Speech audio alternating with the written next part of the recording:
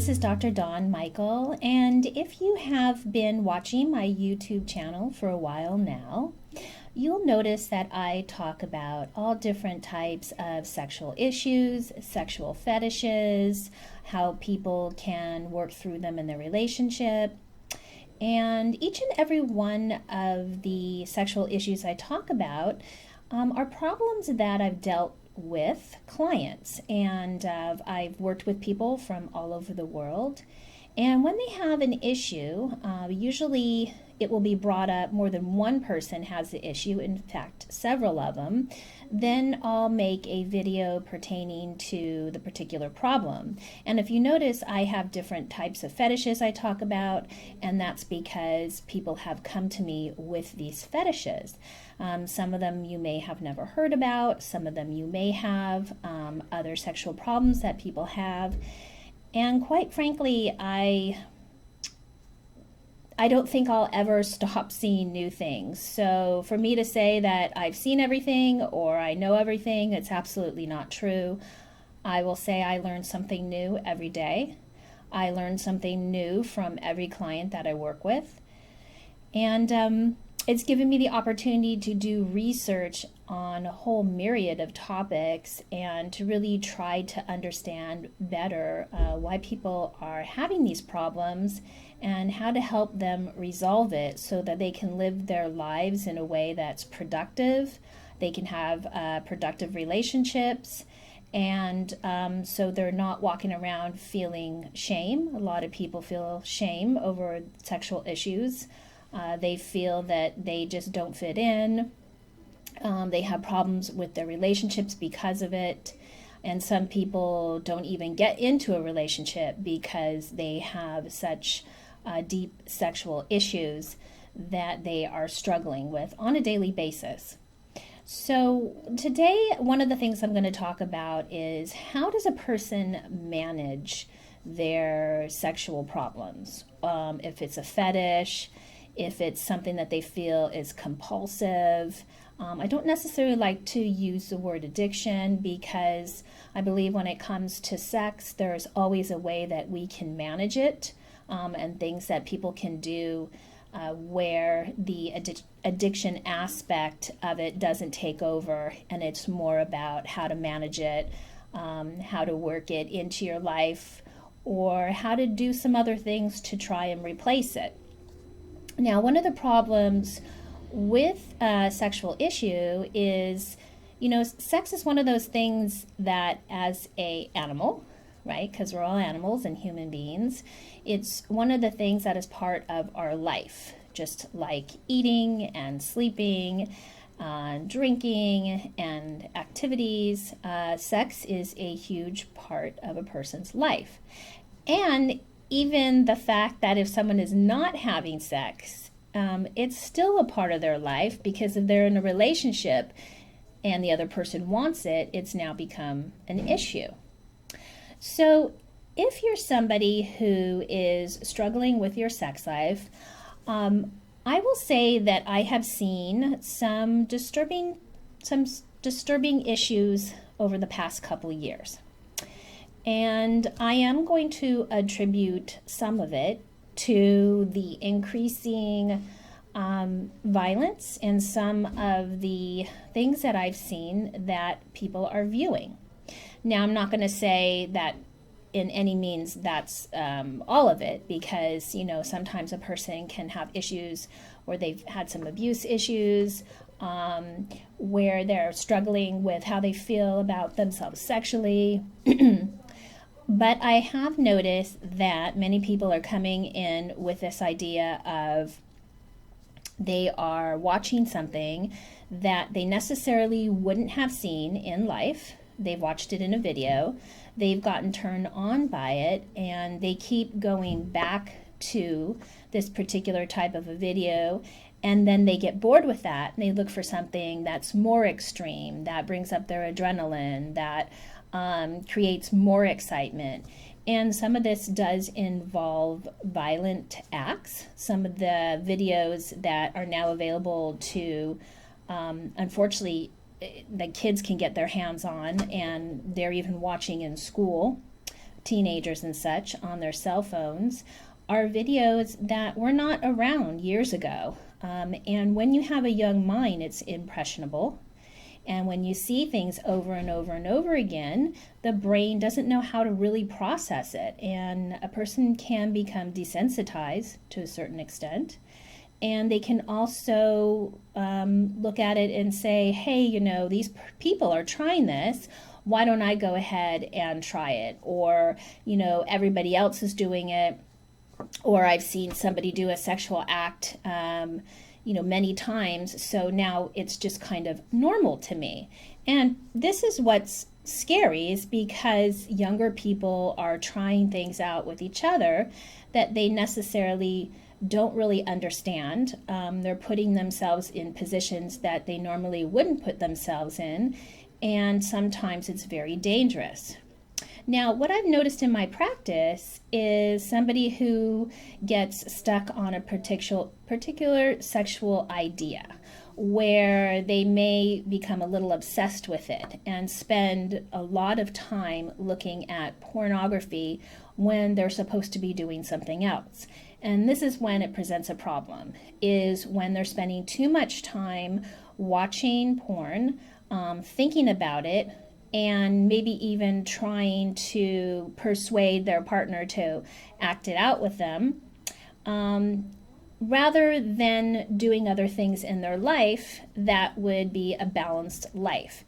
Now, if you're watching something and you're being responsible about it and it's not affecting you in a negative way, this video is not for you. I'm not talking to you about this because there's plenty of people out there who, you know, watch pornography, watch it with their partner, they don't have an issue with it, and so they know how to balance their life, or they may not watch it, and they may have a great sex life. That's not who I'm talking to today.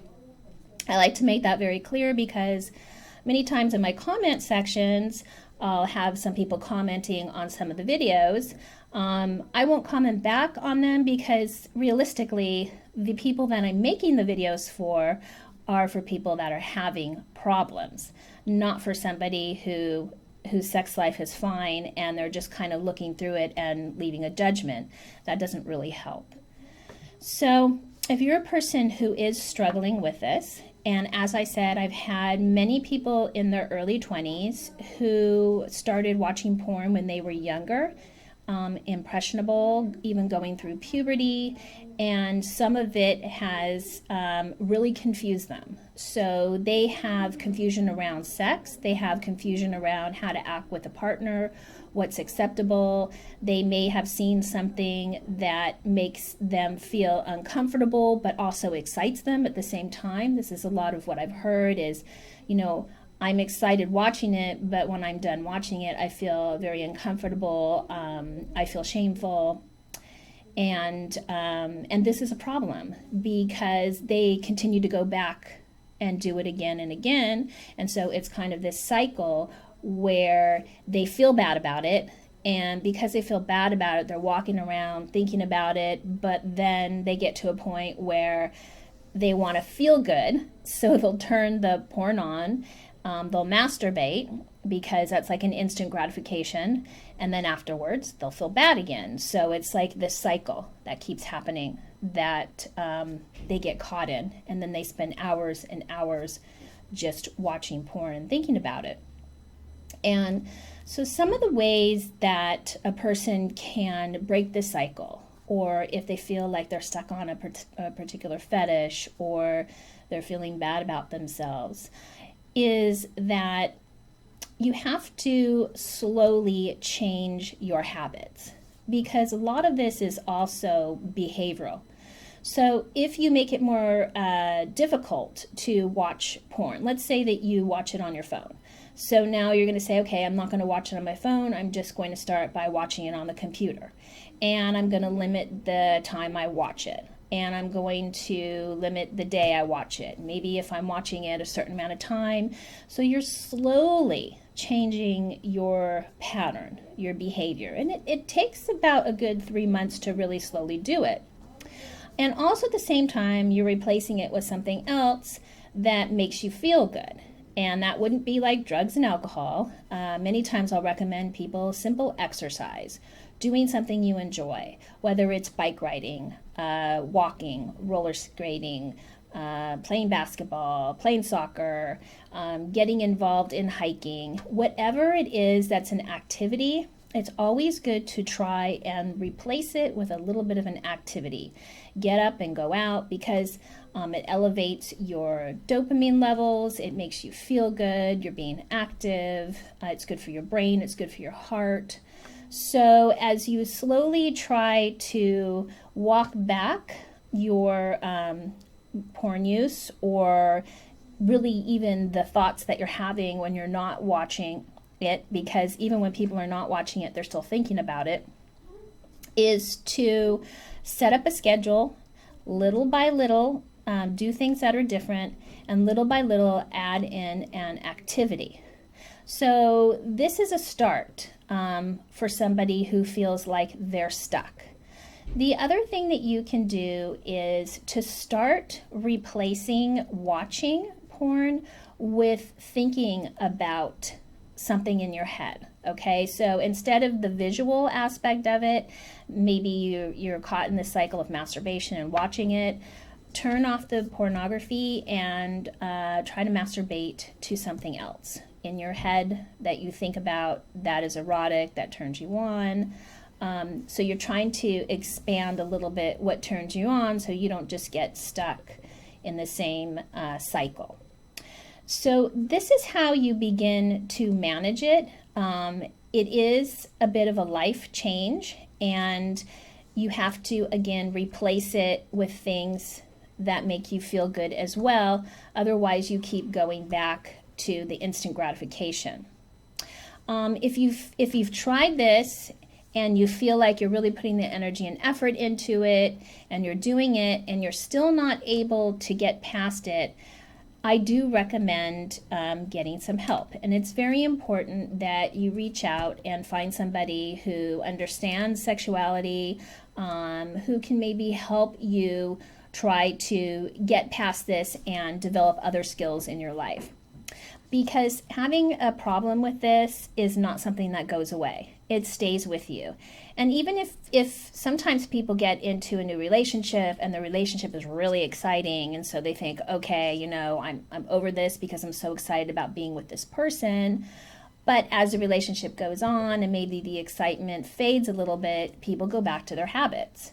I always say with couples when I'm working with them, you know, if you have a masturbation pattern before you get in a relationship, and maybe it involves watching porn or, you know, going out and having sex with other people or doing other things, and then you get into a relationship and sometimes the sex gets a little boring, it's natural for a person to go back and do what they did before because that's kind of their go-to thing.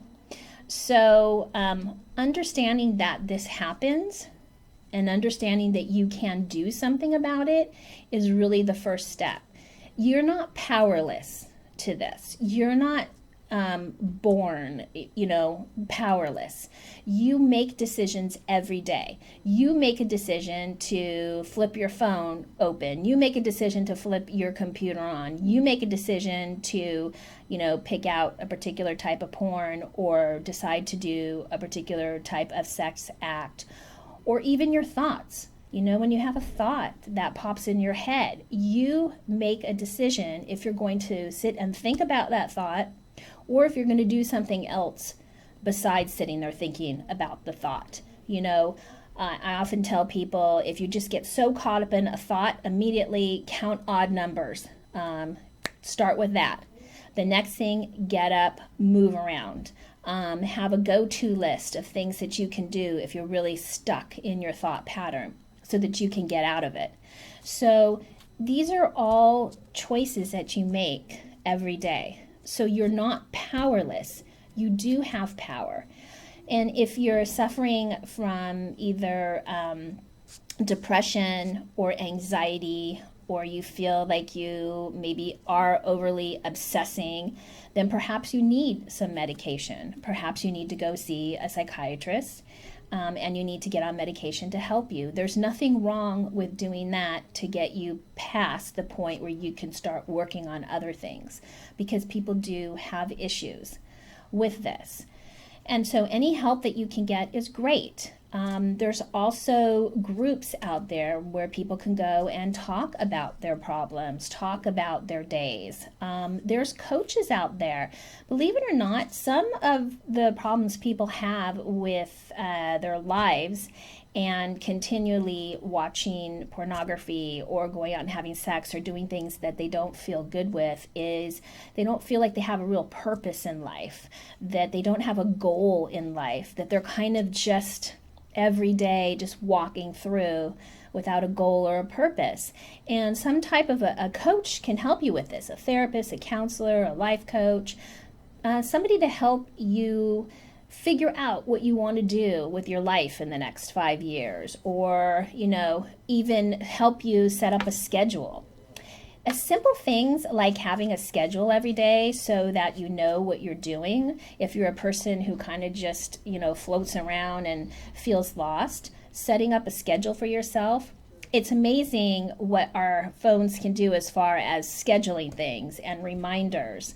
You can even put a reminder on there if an activity that you have planned so that you have something to do. So to kind of recap this, if you are experiencing a problem, if you feel like you're stuck, understand that you are not powerless. You do have you are empowered, and there is something that you can do about it. You always have a choice to do something about it. So schedule yourself.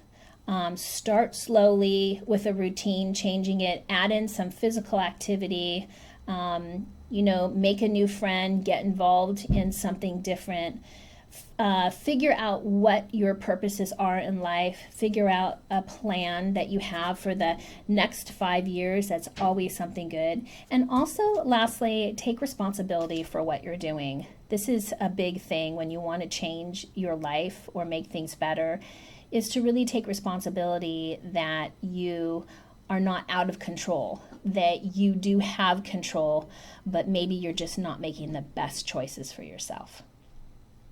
So if you like this video, please give me a thumbs up, subscribe to my channel, leave your comment, and as you know, I believe everyone deserves to have a healthy sex life, and so do you.